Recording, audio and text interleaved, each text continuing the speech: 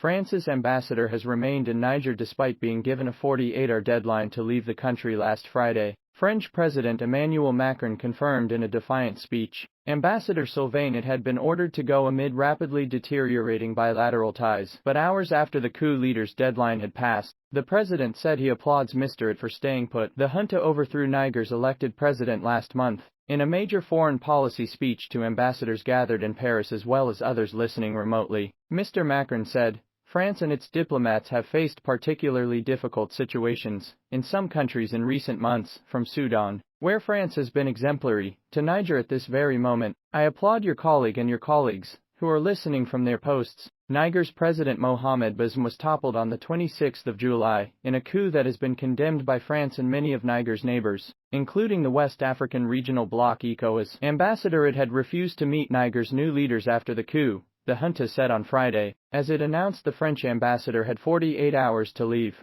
Thousands of Nigerians in favor of the coup demonstrated on Sunday near the French military base in the capital, Niamey. Some held signs demanding the departure of French troops, while footage posted on social media appears to show local Muslim imams leading prayers outside the base. In Monday's speech, Mr. Macron defended France's military presence in Niger, stating that without intervention from Paris, the country would no longer exist with its existing borders. Neighbors Mali and Burkina Faso would also have suffered the same fate without France, Mr. Macron said. France carried out a decade-long operation to fight Islamic insurgents in Niger, Mali, Burkina Faso, Chad and Mauritania, all former French colonies, up until last year. At its high point, around 5,500 French soldiers were stationed in the African countries. However, anti-French sentiment and protests in the region intensified recently, with some opponents complaining France's intervention was a modern form of colonialism. Others noted that the troops have not been able to overcome the threat from jihadists,